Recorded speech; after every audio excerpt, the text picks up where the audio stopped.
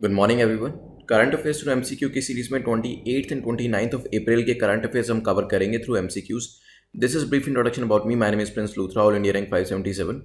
और ये जो एमसीक्यूज हैं आपको वेरियस एग्जाम्स में हेल्प करेंगे, पर्टिकुलरली यूपीएससी और जो स्टेट सर्विस के एग्जाम्स के लिए आप तैयारी करते हैं। अगर आप चाहें तो इन एमसीक्यूज को नेटमो की एप्लीकेशन पर भी प्रैक्टिस कर सकते हैं, बिकॉज यहाँ पर जो एमसीक्यूज होते हैं आप कोशिश करिएगा इनके नोट्स बनाने की, बिकॉज वो आपको एग्जाम से पहले काफ़ी हेल्प करेंगे। अदरवाइज आप जाकर इन एमसीक्यूज को एज इट इज़ भी प्रैक्टिस कर सकते हैं। जो मार्किंग स्कीम हमारी रहेगी वो कुछ इस तरीके से रहेगी। अगर आप 8 to 10 एमसीक्यूज करेक्ट कर पाते हैं तो उसे एक्सीलेंट परफॉर्मेंस माना जाएगा, और 6 से 7 एमसीक्यूज अगर आप करेक्ट कर पाते हैं तो उसे गुड परफॉर्मेंस माना जाएगा।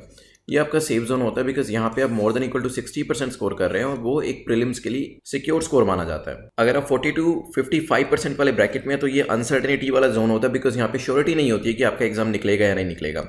Less than equal to 3 MCQs में ऑफकोर्स चांसेस काफ़ी कम होते हैं। तो अगर आपके नीचे भी स्कोर आ रहे हैं कंसिस्टेंट बेसिस पे, तो definitely I tell you how to improve it. अगर एक या दो बार नीचे स्कोर आता है देन इट इज़ एक्सेप्टेबल।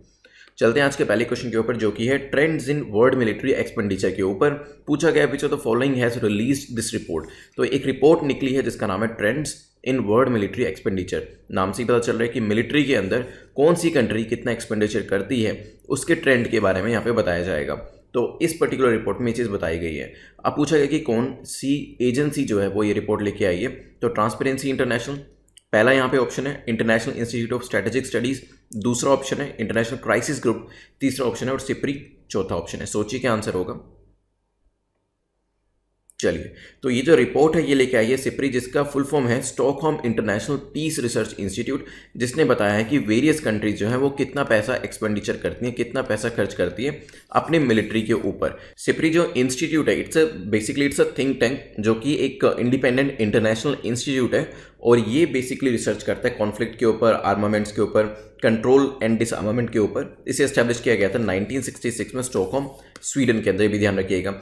इसने ये भी बताया कि ग्लोबल मिलिट्री स्पेंडिंग जो है वो 2.2% ग्लोबल जीडीपी का है, और जिसमें 3.6% का इजाफा हुआ है। ये जो डेटा है इतना ज़्यादा इंपॉर्टेंट नहीं है, इंस्टीट्यूट जो है वो आपके लिए काफ़ी इंपॉर्टेंट है, और जो नेक्स्ट क्वेश्चन हम पूछने जा रहे हैं वो भी काफ़ी इंपॉर्टेंट है। नेक्स्ट क्वेश्चन देखते हैं। Second question, put the following in descending order from highest to lowest in military expenditure as per SIPRI report. तो सिप्री रिपोर्ट ने बताया था कि कौन सी कंट्री कितना एक्सपेंडिचर करती है। यहाँ पे 3 कंट्रीज के नाम दिए गए हैं, और आपको इनको हाईएस्ट से लोएस्ट में लगाना है कि कौन सी कंट्री सबसे ज़्यादा पैसा खर्च करती है, उसके बाद कौन सी कंट्री खर्च करती है, उसके बाद कौन सी करती है। मैं आपको वैसे भी 5 देशों के जो टॉप 5 कंट्रीज हैं उनके नाम बताने वाला हूँ, बट पहले यहाँ पे 3 कंट्रीज जो है उनको हायर से लोअर में लगाना है आपको। सोचिए क्या आंसर होगा। चलिए, तो सबसे ज़्यादा तीनों कंट्रीज में से खर्च करती है वो है इंडिया, उसके बाद है रशिया, और उसके बाद है सऊदी अरेबिया। तो हमारा जो आंसर होगा वो होगा 132। A is the correct answer. Otherwise मैं आपको बता दूं, जो 2019 का जो डेटा आया है उसके हिसाब से जो सबसे ज़्यादा खर्च करती है वो है यूएसए, फिर है चाइना, फिर है इंडिया, और उसके बाद रशिया, और फिर सऊदी अरेबिया का नंबर आता है। इंडिया जो है लास्ट ईयर अगर 2018 के डेटा की बात करें, हमारा जो पोजीशन थी वो 4th थी, और इस साल हमारी पोजीशन जो है वो 3rd आ गई है। 2018 का मैं आपको डेटा दिखाता हूँ, ज़्यादा कुछ चेंजेस हुए नहीं है। तो यूएसए अभी भी जो है बिगेस्ट एक्सपेंडिचर करता है, फिर चाइना करता है, और फिर इंडिया है, और फिर ऊपर रशिया है, और देन सऊदी अरेबिया। चलिए नेक्स्ट क्वेश्चन पे चलते हैं। नेक्स्ट क्वेश्चन जो है वो है प्रकृति के बारे में। वो पूछा गया विच of the following has developed प्रकृति। प्रकृति को किसने डेवलप किया है, प्रकृति है क्या ये भी देखेंगे, और किसने डेवलप किया ये भी देखेंगे। 4 ऑप्शन दिए गए हैं, आईटी दिल्ली है, इसरो है, आईटी मुंबई है, डीआरडीओ है। सोचिए किसने, आपने न्यूज़ में डेफिनेटली पढ़ा होगा प्रकृति को। इसकी फुल फॉर्म देखेंगे और इसके ऑब्जेक्टिव देखेंगे फिर। चलिए, तो मैं इसकी पहले आपको फुल फॉर्म दिखा देता हूँ। सो प्रकृति is the acronym for prediction and assessment of corona infection and transmission in India. और इसको किसने बनाया है, आंसर हमारा है आईआईटी दिल्ली। इसे आईआईटी दिल्ली ने बनाया है। रीजन नाम से ही आपको पता चल रहा है। एक बार इसकी फुल फॉर्म दोबारा देखिए, उससे आपको और भी क्लैरिटी आएगी। प्रेडिक्शन एंड असेसमेंट, कोरोना से कंसर्निंग, कोरोना इन्फेक्शन और ट्रांसमिशन इंडिया के अंदर जिस तरीके से हो रहा है उसका प्रेडिक्शन और असेसमेंट करना। तो ये जो डैशबोर्ड है ये प्रेडिक्ट करेगा कि आगे आने वाले टाइम में किसी स्टेट में और इवन डिस्ट्रिक्ट वाइज भी कितने कोरोना के केसेस रहेंगे। तो ये प्रेडिक्शन जो किया जाएगा वो वीकली बेसिस पे भी किया जाएगा, रेगुलर बेसिस पे भी किया जाएगा। और यहाँ पे जो डेटा रहेगा, डेटा वीकली बेसिस पे अपडेट किया जाएगा, किस किस फैक्टर्स को कंसर्न में लिया जाएगा, जो एडमिनिस्ट्रेटिव इंटरवेंशन हो सकता है किसी स्टेट में, जैसे हमने देखा था केरला जो स्टेट है वो काफ़ी यहाँ पे इनिशिएटिव ले रहा था, तो इस तरीके के जो फैक्टर्स होते हैं उनको अकाउंट फॉर करके यहाँ पे प्रेडिक्शन किया जाएगा, क्योंकि अगर कोई भी स्टेट या कोई भी डिस्ट्रिक्ट ज़्यादा इनिशिएटिव ले रहा है तो चांसेस ज़्यादा रहेंगे कि आगे आने वाले टाइम में वहाँ पे कोरोना के केसेस कम होंगे। तो ये सब चीज़ों को ध्यान में रख के ये जो पर्टिकुलर डैशबोर्ड है प्रेडिक्शन करेगा कि आगे आने वाले टाइम में किस स्टेट में किस डिस्ट्रिक्ट में कितने कोरोना के केसेस रहेंगे। ठीक है, तो हमारा जो आंसर था वो ए था, इसका मैंने आपको ऑब्जेक्टिव भी बता दिया। चलते हैं नेक्स्ट क्वेश्चन के ऊपर, जो कि चकमाज एंड हैजोंग के ऊपर है। पूछा गया कि इनके बारे में कौन सी स्टेटमेंट करेक्ट है। ध्यान से पढ़िएगा, करेक्ट स्टेटमेंट के बारे में पूछा है, इनकरेक्ट के बारे में नहीं पूछा है। चकमाज आर हिंदूज, चकमा जो है वो हिंदू रिलीजन को बिलोंग करते हैं। हजोंग्स आर बुद्धिस्ट, हजोंग जो है वो बुद्धिस्ट रिलीजन को बिलोंग करते हैं। They are found in north east India, west Bengal, Bangladesh and Myanmar. तो उनकी लोकेशन दे रखी है कि वो कहाँ कहाँ पाए जाते हैं, नॉर्थ ईस्ट इंडिया में, वेस्ट बंगाल में, बांग्लादेश में और म्यांमार में। सोचिए क्या आंसर होगा। चलिए देखिए, न्यूज़ इसलिए बनाई गई because rights and risk analysis group, rights and risk analysis group ने अभी प्राइम मिनिस्टर को कहा है कि आपको इंटरवेंशन करना पड़ेगा ताकि फूड और जो बेसिक नेसेसिटीज़ हैं वो चकमाज और हजोंग को प्रोवाइड करी जा सके इस प्रॉब्लम के अंदर, किस लॉकडाउन के अंदर। तो लॉकडाउन के अंदर जो वेरियस फूड पैकेट्स होते हैं या जो दूसरी फैसिलिटीज़ हैं जो बाकी लोगों को प्रोवाइड करी जा रही है वो चकमाज और हजोंग का भी प्रोवाइड करी जा सके। तो इस वजह से ये पूरी न्यूज़ थी, लेकिन हमारी पहली स्टेटमेंट गलत हो जाती है। रीज़न भी चकमाज जो हैं वो बुद्धिस्ट हैं और हजोंग जो हैं वो हिंदू हैं। तो याद रखिएगा, एच से ही हजोंग है और एच से ही हिंदू है, तो इससे आपको बाइफर्केशन करने में आसानी हो जाएगी। तीसरी स्टेटमेंट हमारी ठीक है, जो लोकेशन है इनकी वो west Bengal, India, north east India, Bangladesh और म्यांमार है। तो हमारा जो आंसर हो जाएगा वो होगा सी। अगर थोड़े से बैकग्राउंड की बात करी जाए तो 1965 का टाइम था जब चकमाज और हजोंग जो थे वो बांग्लादेश से, जिसे पहले ईस्ट पाकिस्तान कहा जाता था, वहाँ से इंडिया के अंदर आ गए थे। आने के रीजंस दोनों के अलग थे। चकमाज जो बुद्धिस्ट थे उनको यहाँ पे आना पड़ा बिकॉज काफ़ी ज़्यादा डेवलपमेंटल काम वहाँ पर चल रहा था, इसी वजह से उनका डिस्प्लेसमेंट हो गया। हजोंग्स जो थे वो बिकॉज हिंदू थे और एक नॉन हिंदू कंट्री में थे, तो उनको परसिक्यूशन का सामना करना पड़ रहा था, इस वजह से वो इंडिया के अंदर आ गए थे। कुछ और बैकग्राउंड भी आप यहाँ से देख सकते हैं कि उनकी लोकेशन क्या थी, लुशाई हिल से इन्होंने मूव करना शुरू किया था। चलते हैं नेक्स्ट क्वेश्चन के ऊपर, which is question number 5।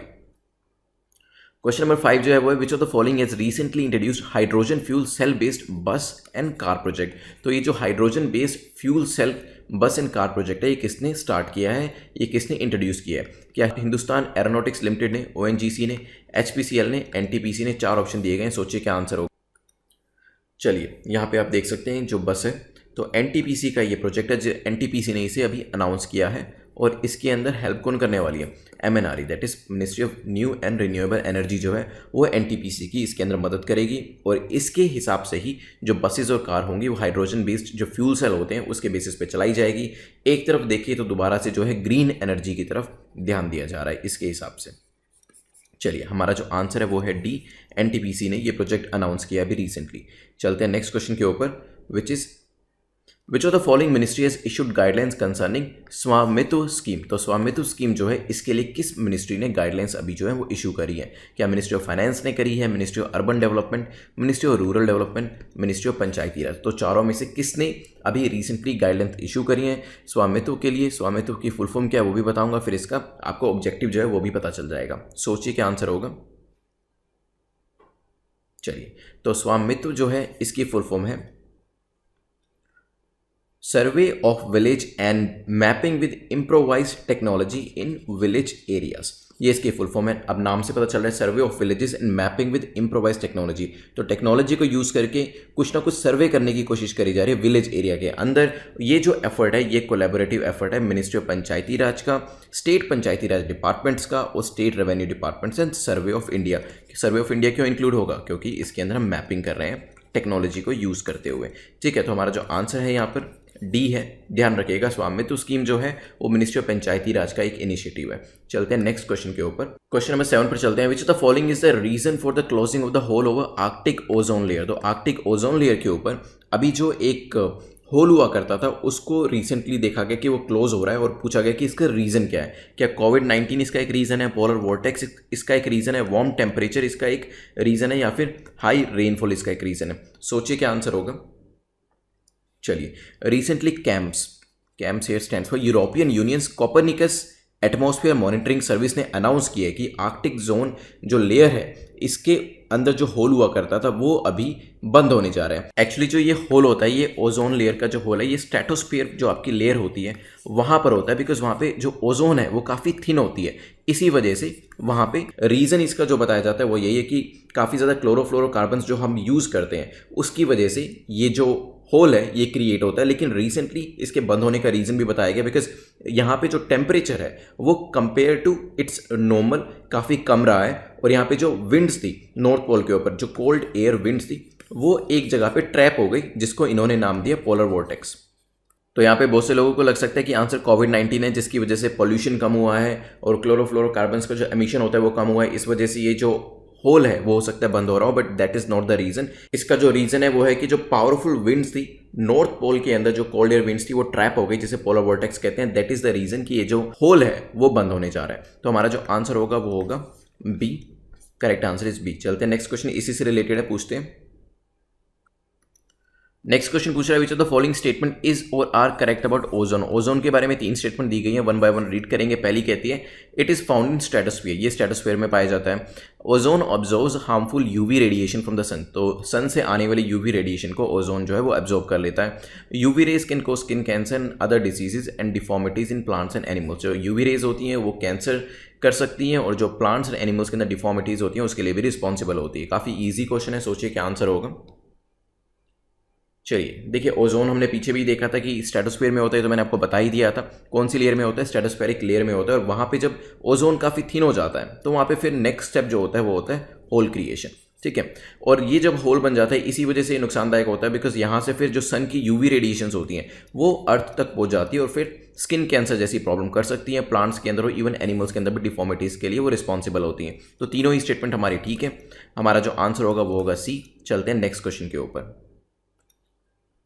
Next question हमारा है, which of the following statement is और are correct about e Gram Swaraj portal. तो ये ई ग्राम स्वराज पोर्टल जो है इसके बारे में 2 स्टेटमेंट दी गई हैं, वन बाय वन रीड करेंगे, देखेंगे फिर आंसर क्या है इसका।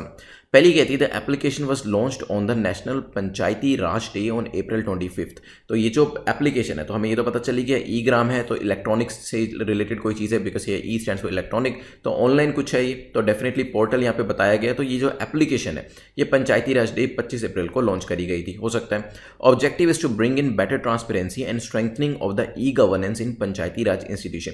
इस जो ये पोर्टल है, ये जो एप्लीकेशन है, इसका बेसिक ऑब्जेक्टिव क्या है? इसका बेसिक ऑब्जेक्टिव है ट्रांसपेरेंसी लाना और स्ट्रेंथन करना, किस चीज़ को? ई गवर्नेंस को पंचायती राज इंस्टीट्यूशन के अंदर। ये भी हो सकता है, सोचिए क्या आंसर होगा। चलिए पहली बात तो मैं आपको बताऊं, it will help in establishing a strong financial system, क्योंकि ये जो है PRIA soft and public financial management system PFMS, इन दोनों को इंटीग्रेट करने जा रहा है। PRIA सॉफ्ट जो है ये है पंचायती राज इंस्टीट्यूशन अकाउंटिंग सॉफ्टवेयर, और ये पब्लिक फाइनेंशियल मैनेजमेंट सिस्टम के साथ इंटीग्रेट हो जाएगा। तो 2 मॉड्यूल आपस में इंटीग्रेट हो जाएंगे, इस वजह से जो ट्रांसपेरेंसी है वो तो अपने आप आ ही जाएगी, और साथ में ही ई गवर्नेंस को भी यहाँ पे स्ट्रेंथन किया जाएगा। तो सेकंड स्टेटमेंट तो अपने आप ही करेक्ट हो जाती है। अब बात करते हैं लॉन्च डे की, तो यस, इसे पंचायती राज डे वाले दिन ही लॉन्च किया गया था, लेकिन दैट वाज ऑन अप्रैल 24। तो अप्रैल 24 पंचायती राज डे को लॉन्च किया गया था, ना कि 25 अप्रैल को। पहली स्टेटमेंट गलत है, सेकंड ठीक है। हमारा जो आंसर यहाँ पे होगा वो होगा ए। ई ग्राम स्वराज के ऊपर ये देख लीजिए, simplified work based accounting application to strengthen e governance, जो हमने स्टेटमेंट बनाई थी, Panchayati Raj institution across the country, ministry of Panchayati Raj has launched e Gram Swaraj, a user friendly web based portal है ये। E Gram Swaraj aims to bring a better transparency, दोनों ही चीज़ें आगे हमने स्टेटमेंट इसी में बनाई थी कि ट्रांसपेरेंसी लाएंगे और यहाँ पे स्ट्रेंथन करेंगे ई गवर्नेंस को। तो ये बेसिक इसका ऑब्जेक्टिव है। और होगा क्या, इसमें प्लानिंग जो है वो डिसेंट्रलाइज करी जाएगी, प्रोग्रेस रिपोर्ट ये सब चीज़ें ली जाएंगी, और वर्क बेस्ड अकाउंटिंग होगी। और वैसे भी मैंने आपको बता दिया 2 जो मॉड्यूल हैं अकाउंटिंग के, PFMS और PRIA सॉफ्ट, इन दोनों को इंटीग्रेट किया जा रहा है। चलते हैं नेक्स्ट क्वेश्चन के ऊपर, which is our question number 10, which is the last question. और पूछा गया अटल टनल के बारे में कौन सी स्टेटमेंट करेक्ट है। आपको पता है अटल टनल पे काम चल रहा है काफ़ी तेज़ी से, और आगे आने वाले टाइम में ये एक मटेरियलाइज हो जाएगा प्लान। इसी के ऊपर 3 स्टेटमेंट दी गई है। पहली कहती है it is 18.8 kilometre long tunnel and will be the world's longest tunnel. तो दुनिया की सबसे लंबी टनल होगी 18.8 किलोमीटर की। It will be at an altitude of 13,000 metre, 13,000 metre की ऊंचाई पर बनाई जा रही है। It will reduce the distance between Manali and Leh by 46 kilometres and saves transport cost. तो यहाँ पे ट्रांसपोर्ट कॉस्ट को कम किया जाएगा, और जो मनाली से ले का जो डिस्टेंस है वो 46 किलोमीटर से कम हो जाएगा। सोचिए क्या आंसर होगा। चलिए, क्वेश्चन इसलिए बनाया गया था because recently border road organisation ने रोहतांग पास को ओपन कर दिया है, और इससे क्या होगा, लाहौल स्पीति जो कि हिमाचल के डिस्ट्रिक्ट्स हैं वहाँ पर जो एसेंशियल सप्लाईज हैं वो प्रोवाइड करी जा सकेंगी। और क्योंकि बॉर्डर रोड ऑर्गेनाइजेशन की बात हुई, रोहतांग पास को ओपन करने की बात हुई, इसी वजह से अटल टनल की भी वहाँ पर जिक्र किया गया था। तो इस वजह से ये न्यूज़ में था और इसके आने के चांसेस बन जाते हैं। अब बात करते हैं कि कितनी लंबी ये टनल है। तो इसकी जो लंबाई है वो है 8.8 किलोमीटर। दुनिया की सबसे लंबी टनल है, बिल्कुल ठीक है, लेकिन 18 किलोमीटर इसकी लंबाई नहीं है, 8.8 किलोमीटर है। तो पहली स्टेटमेंट गलत हो जाती है। अब बात करते हैं कितनी ऊंचाई पर है। एल्टीट्यूड क्या है, altitude is also 3000 metres, not 13,000 metre. तो सेकंड स्टेटमेंट भी हमारी गलत हो जाती है। लेकिन तीसरी स्टेटमेंट हमारी ठीक है, मनाली से लेकर जो डिस्टेंस होगा वो 40 किलोमीटर से कम कर दिया जाएगा। ऑफकोर्स उससे ट्रांसपोर्ट कॉस्ट भी जो होगी वो कम हो जाएगी। आंसर हमारा यहाँ हो जाएगा डी। देखिए इस पर ऑलरेडी कुछ इस तरीके से काम चल रहा है। रिवीजन करते हैं बिकॉज हमारे 10 क्वेश्चन कंप्लीट हो चुके हैं। विद इन 2 मिनट्स हम इसे रिवाइज। चलिए, तो सबसे पहले हमने देखा था कि विच of the following is release report. तो ये वर्ल्ड मिलिट्री एक्सपेंडिचर की जो रिपोर्ट थी वो सिप्री लेके आई थी। इसमें सबसे ज़्यादा खर्चा कौन करता है, यूएस सबसे ज़्यादा एक्सपेंडिचर करता है अपने मिलिट्री के ऊपर। उसके बाद नंबर था चाइना का, फिर था इंडिया का, फिर था रशिया का और फिर था सऊदी अरेबिया का। हमारा जो एक्सपेंडिचर है वो लास्ट ईयर से बड़ा है, मतलब हमारी रैंकिंग जो है वो बढ़ी है, बिकॉज पहले हम 4th रैंक पर थे और अभी 3rd पे आ गए हैं। फिर हमने देखा था प्रकृति किसने लेके आए हैं, IIT दिल्ली लेके आया है। बेसिकली प्रेडिक्शन करेगा, नाम भी यही था इसका, जो एक्रोनिम था prediction and assessment of corona infection. तो आगे आने वाले टाइम में किस जगह पर कितने केसेस होंगे, किस स्टेट में किस डिस्ट्रिक्ट में कितने केसेस होंगे, वो ये प्रेडिक्ट करने जा रहा है। IIT दिल्ली का ये एप्लीकेशन है। देन चकमास और हजोंग के बारे में देखा था। चकमास जो होते हैं बुद्धिस्ट होते हैं, हजोंग H से स्टार्ट हो रहा है तो हिंदूज होते हैं। और यहाँ पे ये चीज़ कही गई है risk and rights analysis group के द्वारा कि जो बेसिक अमेनिटीज़ आप बाकी लोगों को प्रोवाइड करें वो इनको भी करी जाए। तो यहाँ पे लोकेशन की बात करी जाए तो इंडिया के नॉर्थ ईस्टर्न रीजन से, वेस्ट बंगाल, बांग्लादेश, म्यांमार से ये आते हैं। इनका मैंने आपको बैकग्राउंड भी जो था वो भी बता दिया था। फिर हमने देखा था hydrogen fuel cell based car and bus project जो है वो कौन लेके आया, NTPC लेके आया। इसमें हेल्प कौन करेगा, ministry of new and renewable energy. इसके बाद हमने डिस्कशन किया था स्वामित्व स्कीम के बारे में। ये मिनिस्ट्री ऑफ पंचायती राज का इनिशिएटिव है। इसका फुल फॉर्म मैंने आपको बताया था, survey of village and mapping with improvise technology in village areas. इसमें स्टेट पंचायती राज डिपार्टमेंट, स्टेट रेवेन्यू डिपार्टमेंट्स और सर्वे ऑफ इंडिया जो है वो भी हेल्प करने वाले हैं। फिर हमने देखा था ओजोन जो लेयर थी, वो जो होल था वो कैसे क्लोज हो रहा है पोलर वोर्टेक्स की वजह से, और इसके फ़ायदे क्या होंगे। ऑफकोर्स जो स्किन कैंसर के केसेस हैं वो हो जाते हैं UV रेज की वजह से, वो अब कम हो जाएंगे। और प्लांट्स और एनिमल्स में जो डिफॉर्मिटीज़ होती हैं वो भी कम होने के चांसेस हैं। फिर हमने इसके बाद डिस्कशन किया था ग्राम स्वराज पोर्टल के बारे में। 24 अप्रैल पंचायती राज डे वाले दिन इसे लॉन्च किया गया था। इससे क्या होगा, गवर्नेंस हमारी स्ट्रेंथन होगी और साथ में ट्रांसपेरेंसी भी आएगी। हमने ये सारी चीज़ें यहाँ पढ़ी थी। फिर हमने देखा था अटल टनल के बारे में। ये जो है 8.8 किलोमीटर लंबी टनल है, वर्ल्ड्स लॉन्गेस्ट टनल है। ऊंचाई कितनी है, 3000 एल्टीट्यूड पर है, 3000 मीटर के एल्टीट्यूड पे। और इससे मनाली और लेह का जो डिस्टेंस है वो 40 किलोमीटर से कम हो जाएगा, ट्रांसपोर्टेशन कॉस्ट कम होगी। बॉर्डर रोड ऑर्गेनाइजेशन ने अभी रोहतांग पास को 3 हफ्ते पहले ही एडवांस में ओपन कर दिया ताकि लाहौल स्पीति में बेसिक जो चीज़ें, असेंशियल जो कमोडिटीज़ हैं वो प्रोवाइड करी जा सके। इस वजह से यहाँ पर अटल टनल का भी जिक्र हुआ था। तो ये कुछ इस तरीके से हमारा जो रिविजन है वो कंप्लीट होता है। अब एक बार मार्क्स को डिस्कस कर लेते हैं। तो अगर अपर 2 ब्रैकेट्स में आपके मार्क्स है then congratulations, you are in the safe zone. नीचे के ब्रैकेट में अगर मार्क्स है देन डेफिनेटली मैं आपको यही कहूँगा कि आपके जो नोट्स हैं उसको रिवाइज करिएगा, ताकि जब भी नेक्स्ट टाइम हम यहाँ पे प्री का मॉक अटेंड करते हैं उसमें आपके मार्क्स कम नहीं आने चाहिए। सेकंड, आप एनालाइज करिए कि आपके मिस्टेक्स कहाँ हो रही है। अगर आप रेगुलर बेसिस पे नीचे के 2 ब्रैकेट्स में फॉल कर रहे हैं तो डेफिनेटली कोई ना कोई रीज़न रहा होगा उसका कि किस वजह से मार्क्स जो है वो रेगुलर बेसिस पे कम आ रहे हैं। उसको एनालाइज करके आप इंप्रूव कर सकते हैं। वेरियस प्लेलिस्ट अवेलेबल है, उसको जाके ट्राई कर सकते हैं। अगर कोई भी डाउट आपको तो टेलीग्राम पे अप्रोच करके उस डाउट को रिड्रेस करवा सकते हैं। You can subscribe this channel, press the bell icon ताकि आपको टाइम टू टाइम नोटिफिकेशंस मिलते रहें। Thanks for watching, have a nice day.